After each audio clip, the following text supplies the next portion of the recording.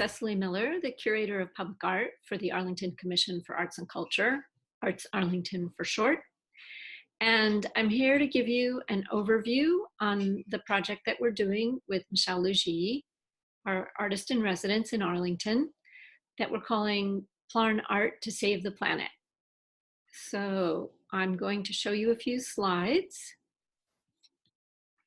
Okay, so this artist in residence grew out of a project called Pathways. We thought the Minuteman Bikeway would be a great place to put public art because thousands of people use it every day to commute to work, to run errands, or just to go for a walk on a beautiful day.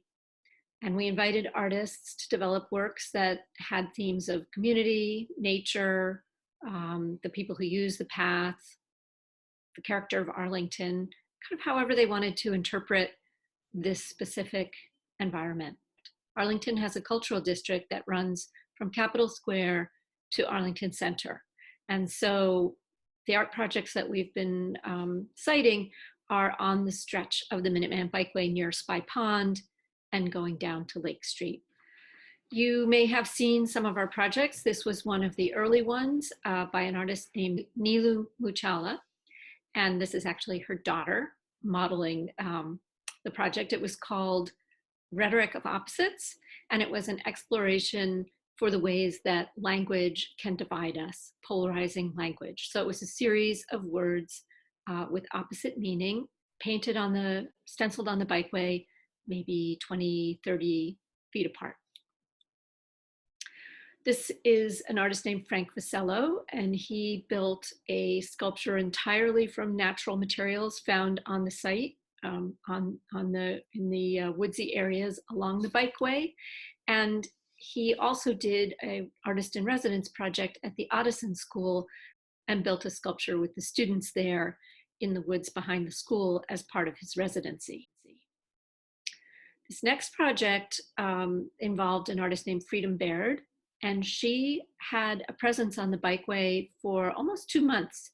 She built a small garden called Room to Grow. She salvaged furniture from the curbside to set up the essentials that you would need in a small room to make it your base of operations: a bed, a table, a chair, a chest of drawers. And then she planted native plants in between and amongst the furniture, and let the piece evolve and grow over the summer.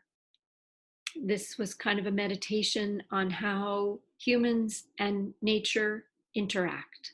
And she spent weekends on the site to talk with people about the ideas that this might provoke. And people talked about gardening, they talked about native species, they talked about the human impact on the environment, pollinators, really whatever they wanted to talk with Freedom about. And this piece might be familiar to a lot of people. It seems to be a favorite on the bikeway.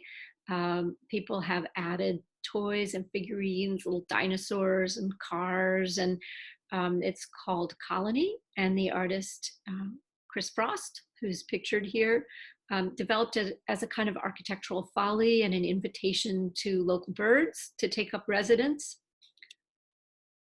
And finally, I wanted to show you this piece with artist Adria Arch, who is a leader of what she established as Arlington Public Art, and now Arlington Public Art is a part of the Commission of Arts Arlington. And she and I worked together to organize Ripple, which was a project with broad community support and participation.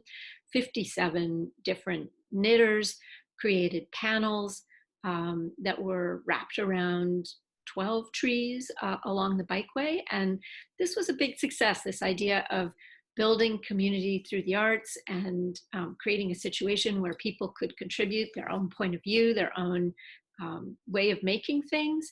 Oh, and this is the wonderful Knitting Brigade. Not everybody, but most of the people with their panels before we installed them. It really created a great sort of sense of community and accomplishment. So our current artist, Michelle Lougee, works also with fiber, but she doesn't knit, she crochets, and she doesn't use yarn. She uses plastic bags that have been cut up to make yarn, called Plarn. And her work was motivated by her reaction to the plastic pollution that is choking our oceans. And she creates these very beautiful sculptures out of a very dangerous material, plastic, single-use plastic bags, something that we would all like to see eliminated from our natural environment. So we conceived of the residency as a way that people could both build components of a larger scale public artwork and also could send out messages about the importance of caring for our environment. So that is the basic overview of how this project came to be. And we've held a number of workshops. People have learned to make components from Michelle. Some people have learned to crochet for the first time. Other people are very experienced already in crocheting. Some people aren't interested in crocheting, and so instead they've been cutting up plastic bags and making Plarn for the people who want to focus on crocheting. It's really been a wonderful project. The Fox Library has been our home base for the project. The French librarian, Amanda Troja, has been extraordinarily welcoming, and we've created an installation above the bookshelves of Michelle's sculpture so people can get a good sense of the kinds of shapes that we'll all be creating for the Minuteman Bikeway. We've held workshops and meetups at the Fox, and we've also held workshops at the Council on Aging, at the Addison School and the Thompson School.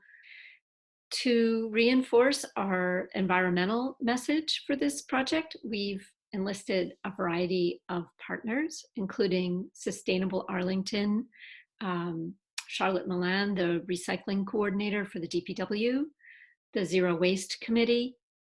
The green teams have been amazing allies and really responded to the message, the activist component of this, the getting the message out that we have to stop plastic to save the planet.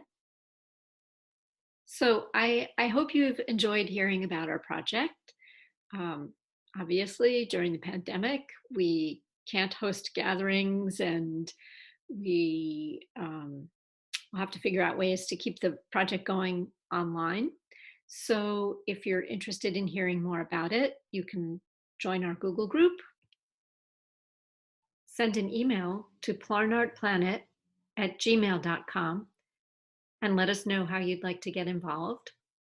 Learn more about the project at artsarlington.org/residency, the Commission's website, or join our Facebook group, Arts Arlington Creates. Thanks for watching, and keep on plarning.